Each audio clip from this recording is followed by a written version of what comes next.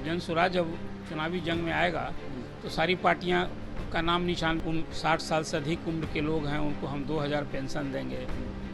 अब उन्होंने अति पिछड़ी जाति को बताया कि 112 अति पिछड़ी जातियां हैं, आबादी तो 36% है, हम 75 सीट हम अति पिछड़ों को। आप समझिए कि 243 असेंबली की सीटें हैं तो उस हिसाब से कम 40 महिला उम्मीदवार होगी।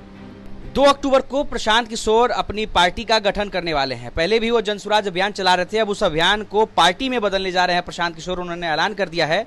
अब बड़ा सवाल है कि प्रशांत किशोर के पार्टी गठन होने से और विधानसभा चुनाव के पहले होने से क्या बिहार विधानसभा 2025 के चुनाव में जदयू और राजद और बीजेपी की जमीन जो है वो अकेले प्रशांत किशोर खिसका देंगे? ये सब जानने के लिए हमारे साथ मौजूद हैं वरिष्ठ पत्रकार अरुण पांडे सर, हम उनसे बातचीत करेंगे। सर, क्या लगता है प्रशांत किशोर जो कि दावा करते रहे हैं कि वो जब भी आएंगे तो बिहार में तमाम राजनीतिक पार्टियों की जमीन जो है वो खिसका देंगे, या फिर वो ये भी कहती है कि वो धीरे धीरे खिसका रहे हैं? 25 के चुनाव में प्रशांत किशोर कितने बड़े फैक्टर बनने वाले हैं बिहार में? देखिए, अभी तो पार्टी बननी बाकी है, लेकिन प्रशांत किशोर ने जो मैसेज दिया है आज इस इशू को रेज किया है पूरे अभियान में। कोई साल भर से अब जिसको आप कहिए कि अभियान में लगे हुए हैं। कोई राजनेता आज तक बिहार के इशू पर गांव-गांव में इस तरह की पदयात्रा किसी ने नहीं की थी। लोगों की सांकेतिक कहिए या सेलिब्रिटी यात्रा होती है, लेकिन एक मिशन मोड में प्रशांत किशोर ने यात्रा करके कहीं एक संकल्प है उनके सामने बिहार की तस्वीर बदलने की, बिहार की तकदीर बदलने की, बिहार के युवाओं को कहीं एक नई राह दिखाने की। और बिहार तो किसी खूबी के लिए कभी इसका बहुत गौरवशाली इतिहास रहा है। हम अतीत झांकते हैं तो गौरव होता है, लेकिन वर्तमान तो सचमुच में निराशा होती है।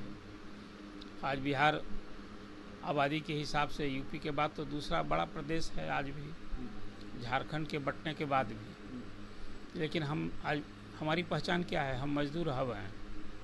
यहाँ से मजदूरों का हर साल 30 लाख से अधिक मजदूरों का पलायन होता है रोजी रोटी के लिए। और आपने कोरोना काल में देखा होगा किस ढंग से लोग सितम सह के देश भर में कहीं कोई उस समय मजदूरों का घर वापसी का दृश्य देखने को मिला था, तो वो बिहार नहीं, बिहार इसका गवाह है।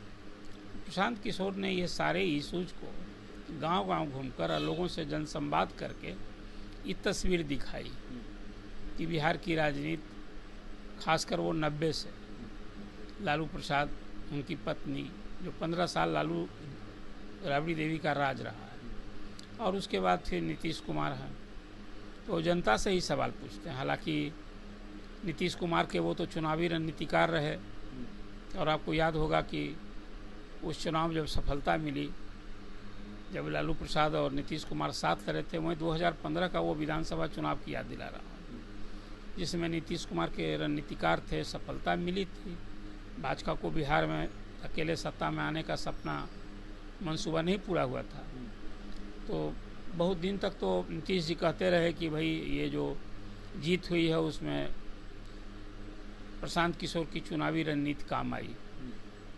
हालांकि तब भी हमारे जैसे लोग जो राजनीति को समझते हैं, बिहार में जिस ढंग से राजनीति में जातीयता का बोलबाला है, प्रभाव है, हम लोग मानते हैं कि वर्चुअली सच पूछे लालू प्रसाद के साथ आने का, और उसमें एक आरक्षण मुद्दा था, उसको ले उड़े थे लालू यादव, और जो जीत मिली थी उसमें लालू और नीतीश की जो पिछड़ों की गोलबंदी हुई थी उसका फल था।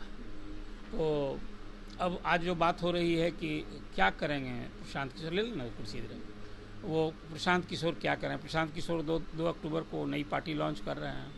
कुछ बिहार के लिए उन्हें एजेंडा बताया है। ये तो गांव-गांव के लिए पूरे जन स्वराज की जो यात्रा हुई उसमें उन्होंने गांव के लिए कौन सी बात की, किस प्रखंड में क्या ज़रूरत है, इसका एक पूरा ब्लूप्रिंट तैयार किया उन्होंने। और पूरी अभी कई केंद्र बने हैं उनके, और हज़ारों की संख्या में उनके पेड वर्कर्स काम कर रहे हैं प्रोफेशनल तरीके से। और वो कई घोषणाएं उन्होंने की, कहा कि भाई हम जो 60 साल से अधिक उम्र के लोग हैं उनको हम 2000 पेंशन देंगे। कम से कम जो अभी बिहार में 36% अति पिछड़ों की आबादी है, 112 जातियाँ हैं। 30 साल का तो इतिहास है कि 15 साल यादव और फिर के 15 साल या 18 साल या 20 साल कहें नीतीश कुमार राज किए हैं। मतलब पिछड़ी जाति में ही 2 जाति का राज रहा है। अब उन्होंने अति पिछड़ी जाति को बताया कि 112 अति पिछड़ी जातियाँ हैं, आबादी तो 36% है, हम 75 सीट हम अति पिछड़ों को लड़ाएंगे, आधी आबादी को भी हम जगह देंगे। हर पार्लियामेंट में एक क्षेत्र होता है ना, हर पार्लियामेंट में एक कंस्टिट्यूंसी होती है असेंबली की। कहा कि कम से कम एक महिला मेरा उम्मीदवार होगा। तो आप समझिए कि 243 असेंबली की सीटें हैं, तो उस हिसाब से कम 40 महिला उम्मीदवार होगी। तो हर यूथ, नया चेहरा, डेडिकेटेड वर्कर, सोसाइटी के प्रति समर्पित रहने वाला भाव, ऐसे लोगों को उन्होंने टिकट देने की ठानी है। तो कुल मिला जुला करके जो एक ब्लूप्रिंट तैयार किया है, वो एक तीसरा विकल्प बनना चाहते हैं। ये हम कह रहे हैं, वो तो उनका तो मानना है कि हम ही विकल्प हैं। मतलब अब जन स्वराज जब चुनावी जंग में आएगा तो सारी पार्टियां का नाम निशान मिल जाएगा। अर्श से फर्श पर वाली बात कर रहे हैं, मैंने देखा। लेकिन इतनी बात सही है कि जिस ढंग से खास करके दिल्ली में या पंजाब में आपने देखा, आप पार्टी का जिस ढंग से अवतार हुआ, सत्ता में दोनों जगह है ना। आज सारी स्थापित जो पार्टियां हैं, कांग्रेस बीजेपी, आज कहाँ हैं। तो एक उम्मीद है। और प्रशांत किशोर कह रहे हैं कि आम आदमी पार्टी की तरफ बिहार में भी चमत्कार कर सकते हैं। बिल्कुल, देखिए, जब समाज निराश का भाव हो जाता है तो कहीं ना कहीं एक राह खोजता है कि विकल्प खोजता है।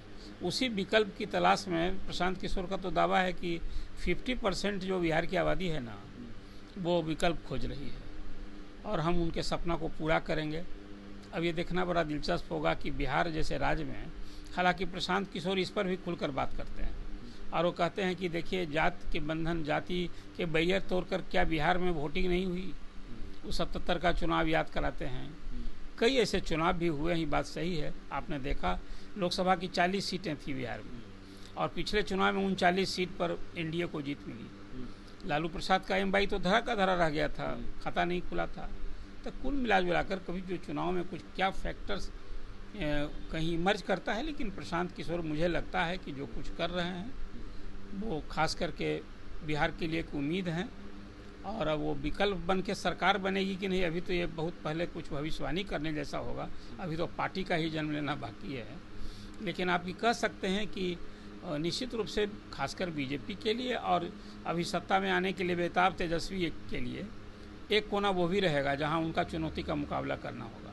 अब वो जातीय गणित जो बैठाया जाता है ना कंस्टिट्यूंसी का, कहीं एम बाई को फिर बाप का विस्तार देना, A to Z करना, इधर हर लोगों का एक अलग अलग कुनबा है। इस चुनाव में तो सभी, चाहे नीतीश कुमार का लवकुश, लालू यादव का एम बाई या बीजेपी का जो अर्बन वोट या जिसको कहते हैं अति पिछड़ा वोट या बैस का वोट, इस सब वोट में दरार लगी है इस बार। तो कुल मिलाजुला कर वो प्रशांत किशोर इस सारे दरार के बीच में अपनी कितना बड़ी जगह बनाते हैं, ये देखने का इंतजार करना होगा। लेकिन यह अभी फिलहाल कहा जा सकता है कि प्रशांत किशोर निश्चित रूप से जो उनकी परिकल्पना है, जो उनकी कार्य योजना और जिस ढंग से वो चल रहे हैं, निश्चित रूप से बिहार विधानसभा के चुनाव में जन स्वराज भी इम्पैक्ट डालेगा, एक मुद्दा बनेगा, एक फैक्टर। बिल्कुल, तो प्रशांत किशोर भी बिहार विधानसभा चुनाव में एक बड़ा मुद्दा बन सकते हैं और इम्पैक्ट डाल सकते हैं और साथ ही साथ राजद, बीजेपी और जदयू की जमीन भी खिसकाने का मादा रख सकते हैं। हालांकि देखना दिलचस्प होगा कि 2025 के विधानसभा चुनाव में क्या कुछ होता है। अनिकेत कुमार, बिहार तक।